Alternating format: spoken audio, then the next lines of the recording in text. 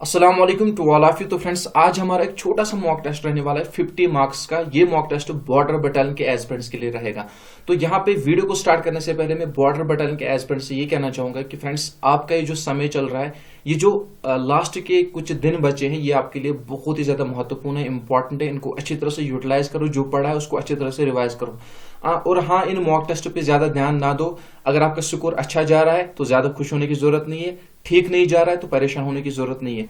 Mock test attend कर रहे हो, करो अच्छी तरह से, पढ़ रहे हो पढ़ो अच्छी तरह से, लेकिन इनको लाइटली लो, ठीक है ना। इनको अगर आप जो है सीरियसली लोगे तो आपके प्रिपरेशन में खलल आ सकती है। अगर आप मॉक टेस्ट अटेंड कर रहे हो और वहां पे आपका स्कोर अच्छा नहीं जा रहा है तो आप डिप्रेशन में चले जाओगे। मेरी प्रिपरेशन शायद अच्छी नहीं है, क्या होगा, किस तरह से होगा, किस प्रकार का होगा। तो यहाँ पे आपका फ्यूचर डिसाइड नहीं होगा, आपका फ्यूचर डिसाइड होगा एग्जाम हॉल में। वहां पे आपकी कंडीशन कैसा होगा, आपका दिल वहां पे कैसा होगा, और अल्लाह ताला ने आपके नसीब में क्या लिखा होगा वो वहां पे डिसाइड होगा। तो यहाँ पे या कहीं और पे आप जो है मॉक टेस्ट को लेकर परेशानी में ना आओ। मॉक टेस्ट अच्छे जा रहे हैं, स्कोर अच्छा जा रहा है, दैट इज गुड, जाने दो।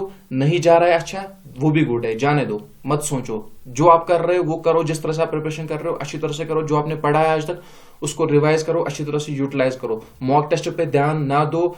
स्कोर जैसा भी जाए, कम जाए ज्यादा जाए, जिस तरह से जा रहा है जाने दो, ठीक है ना। डिप्रेशन में नहीं आना है, ये समय आपके लिए इंपॉर्टेंट है। तो चलिए यहाँ पे सबसे पहले प्रश्न की तरफ, सबसे पहले क्वेश्चन की तरफ आज। इसके बाद देखिए, which is the highest mountain range of trans Himalaya. तो ट्रांस हिमालय की हाईएस्ट माउंटेन रेंज आपसे पूछी गई है। यहाँ पे लद्दाख, पीर, यहाँ पे पीर पंचाल होना चाहिए, काराकोरम या नन ऑफ दीज। तो काराकोरम, सी पार्ट हमारा राइट आंसर होगा। इसके बाद देखिए, what was the name of the magazine started by नहीं, यहाँ पे क्वेश्चन, ये क्वेश्चन इस तरह से नहीं होना चाहिए, ठीक है ना। क्वेश्चन गलत है, ये इसको क्रॉस कर दो, ठीक है ना। तो ये क्वेश्चन ठीक नहीं है, इसको क्रॉस ही कर दो। इसके बाद देखिए नेक्स्ट क्वेश्चन क्या कह रहा है, when did Indigo cultivators go on strike. तो इंडिगो कल्टिवेटर्स कब स्ट्राइक पे आए थे, 1859 में, 1699 में, 1860 में, या नन ऑफ दीज। तो यहाँ पे हमारा राइट आंसर क्या होगा। अगर मैं इनकी बात करूं इंडिगो कल्टिवेटर्स की, तो ये स्ट्राइक में कब आए थे, 1860 में आए थे। दैट मीन्स सी पार्ट हमारा राइट आंसर होगा। इसके बाद देखिए नेक्स्ट क्वेश्चन क्या कह रहा है, name the first country to print books. तो सबसे पहले किस कंट्री के द्वारा बुक्स प्रिंट की गई, इंडिया, जापान, चाइना, या नन ऑफ दीज। तो टेक्नोलॉजी चाइना की आती है सबसे पहले, अब तो पीछे चला गया है दिन ब दिन, लेकिन फिर भी आगे है। तो चाइना हमारा राइट आंसर होगा, ठीक है ना। इसके बाद देखिए next question, who is called night angle of India. Night angle of India के नाम से किसे जाना जाता है, विजय लक्ष्मी पंडित, सरोजनी नायडू, अरुणा आसिफ अली, या नन ऑफ दीज। तो सरोजनी नायडू को जो है नाइट एंगल ऑफ इंडिया के नाम से जाना जाता है। इसके बाद देखिए, who among the following wrote the poem सुबह आजादी। तो आपको बताना कि जो पोएम है सुबह आजादी किसके द्वारा लिखी गई है, फैज अहमद फेज, मोहम्मद इकबाल, एम के गांधी, या नन ऑफ दीज। तो फैज अहमद फेज, ए पार्ट हमारा राइट आंसर होगा। इसके बाद जो नेक्स्ट क्वेश्चन है, author of the book a brief history of time. तो ये जो बुक है a brief history of time, इसके ऑथर कौन है, क्वेश्चन आपके लिए, कमेंट बॉक्स में आपको आंसर जरूर करना है।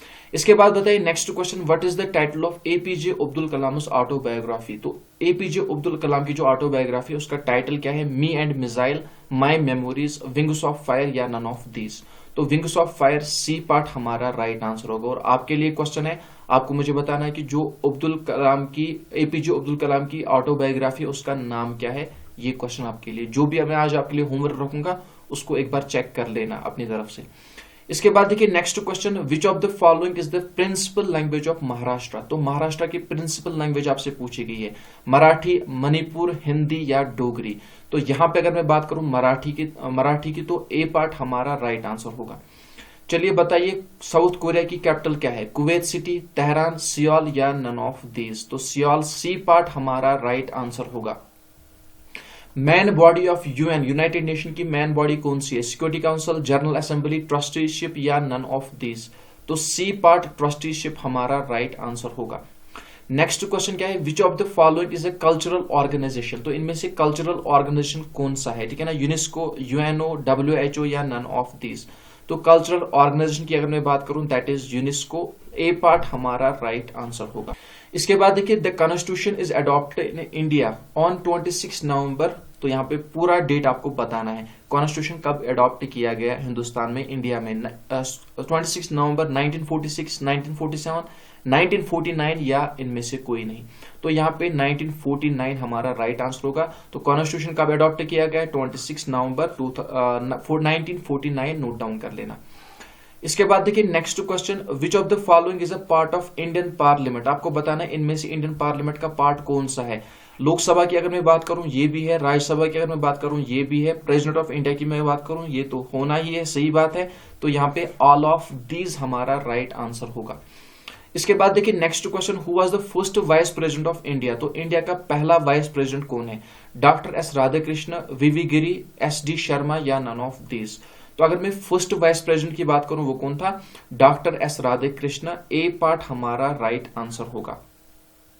इसके बाद देखिए which article of Indian constitution deals with the establishment of supreme court. तो एस्टेब्लिशमेंट ऑफ सुप्रीम कोर्ट से किस आर्टिकल का संबंध है?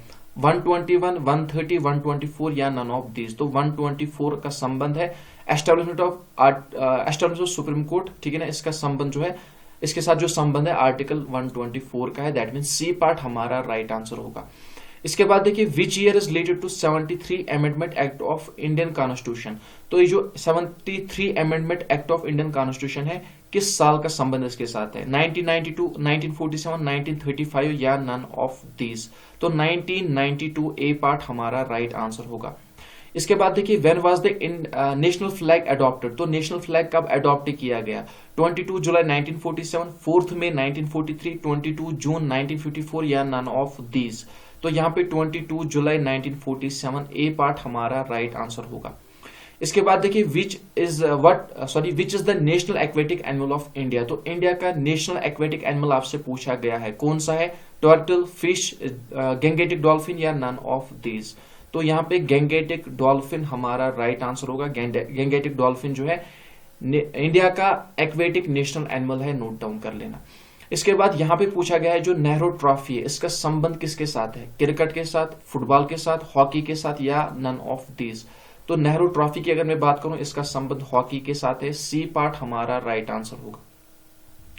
इसके बाद देखिए which of the following term is not related to football. आपको बताना कि इनमें से वो कौन सी टर्म है जिसका संबंध फुटबॉल के साथ नहीं है। फ्री किक की अगर मैं बात करूं इसका संबंध भी फुटबॉल के साथ है। हेडर की अगर मैं बात करूं इसका संबंध भी फुटबॉल के साथ है। रेड कार्ड की अगर मैं बात करूं इसका संबंध भी फुटबॉल के साथ है, लेकिन बुल्ली टर्म का संबंध फुटबॉल के साथ नहीं है। तो इसका संबंध किसके साथ है, ये आपके लिए क्वेश्चन है, कमेंट बॉक्स में आंसर कर देना। इसके बाद देखिए next question, PCA stadium. PCA stadium की लोकेशन आपसे पूछी गई है, मुंबई, मोहाली, कोलकाता या नन ऑफ दीज। तो मोहाली में इसकी लोकेशन है, बी पार्ट हमारा राइट आंसर होगा। इसके बाद देखिए नेक्स्ट क्वेश्चन क्या कह रहा है, Bharat Ratna award was first given in. तो जो भारत रत्न अवार्ड है सबसे पहले कब दिया गया? 1920, 1940, 1954 या नन ऑफ दीज। तो सबसे पहले ये 1954 में दिया गया। किसको दिया गया? आपकी जिम्मेदारी है, आपको नोट डाउन कर लेना है, आपको बता देना है, ठीक है ना। इसके बाद देखिए next question, question number 30, Paramvir Chakra is made of. तो परमवीर चक्र की अगर मैं बात करूं ये किसका बना हुआ होता है? क्या सिल्वर का बना हुआ होता है, गोल्ड का, ब्रोंज का या नन ऑफ दीज।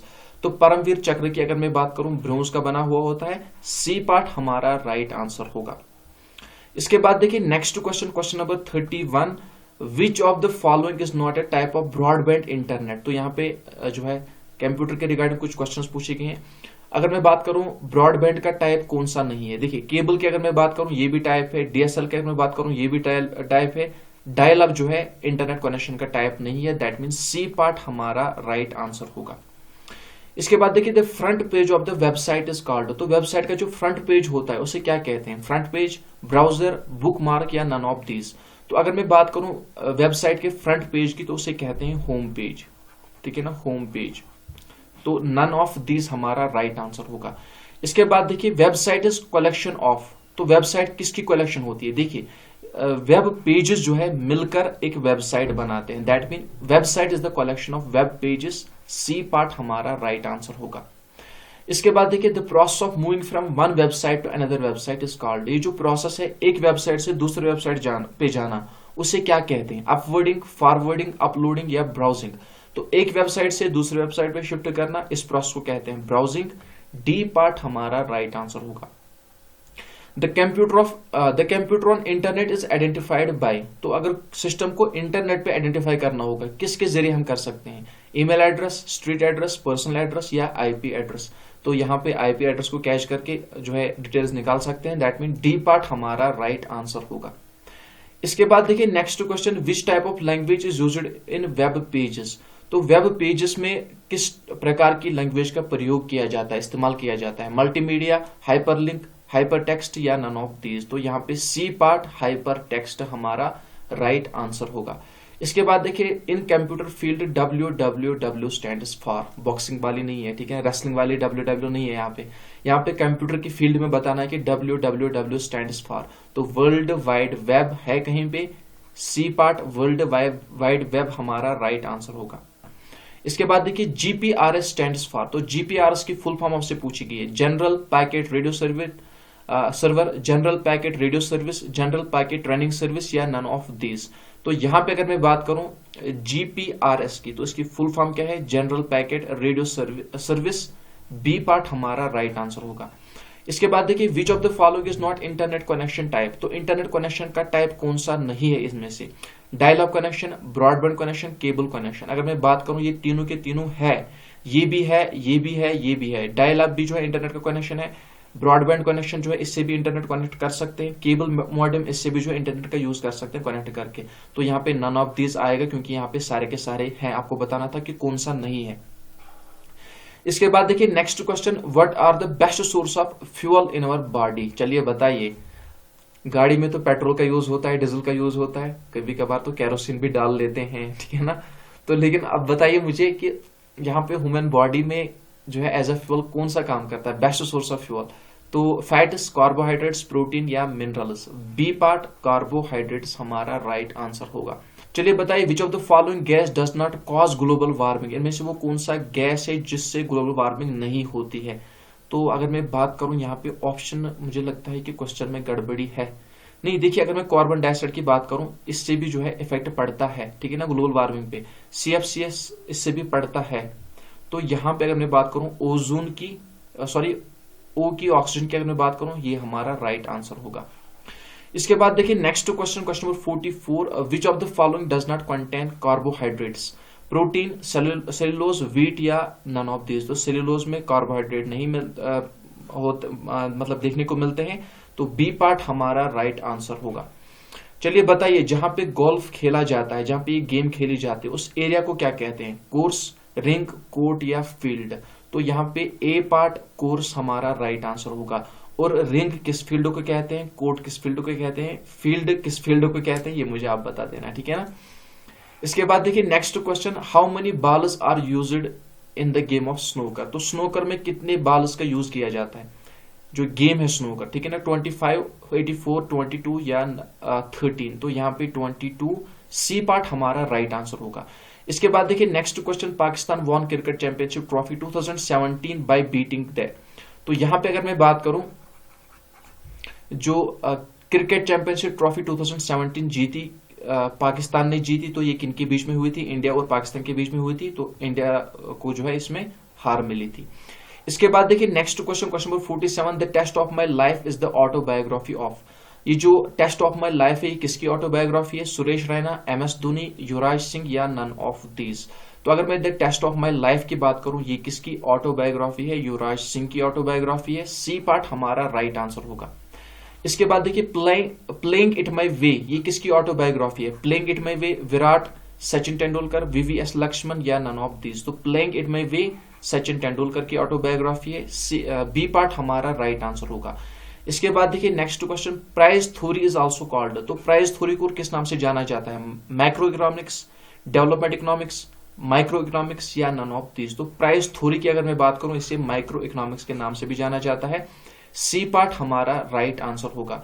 इसके बाद जो हमारा आखिरी प्रश्न है, question number 50, small industry development bank of India, इसकी फुल फॉर्म भी याद रख लेना, SIDIB।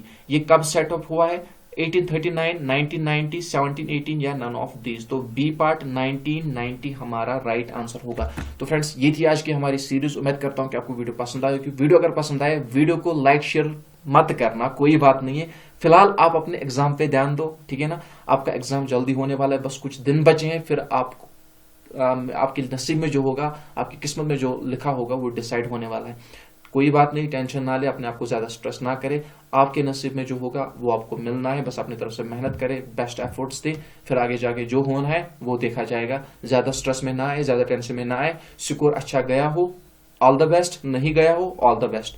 मॉक टेस्ट को लेकर अपने आप को डिप्रेशन में ना डाले, मॉक टेस्ट को लेकर अपने आप को परेशानी में ना डाले। कोई भी बात नहीं है, कोई भी टेंशन नहीं है। एग्जाम में क्या होना है वो उसी दिन पता चलेगा। फिलहाल आप अपने प्रैक्टिस पे फोकस करो, फिलहाल आप अपने रिवीजन पे फोकस करो।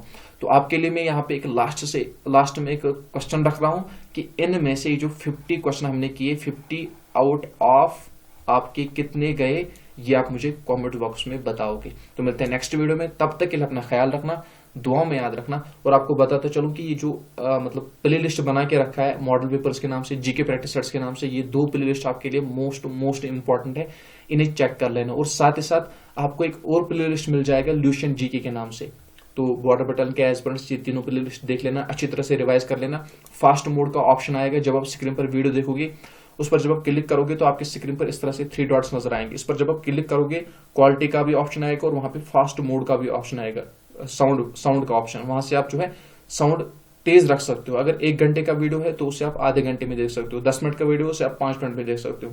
आपके रिवीजन के काम आएगा। जो फास्ट मोड रखा गया है यूट्यूब में, तो ये इसी के लिए होता है ताकि रिवाइज कर सके। तो इसका इस्तेमाल किया करो। और जो क्लास से वो एक बार जरूर देख लेना अच्छी तरह से, पहले से ही। जो जीके प्रैक्टिस सेट्स की सीरीज है, मॉडल पेपर्स की सीरीज है, पहले आप जीके प्रैक्टिस सेट्स देख लेना, ठीक है ना। पहले जीके प्रैक्टिस सेट्स की सीरीज देख लेना, उसके बाद आपको मिलेगी लूसेंट जीके, वो देख लेना। उसके बाद मॉडल पेपर्स मिलेंगे, वो देख लेना। इंशाल्लाह आपका सारा का सारा रिवीजन अच्छी तरह से हो जाएगा। तो टेंशन लेने की जरूरत नहीं है। मिलते हैं नेक्स्ट वीडियो में, तब तक के लिए अपना ख्याल रखना, दुआ में याद रखना। अल्लाह हाफिज।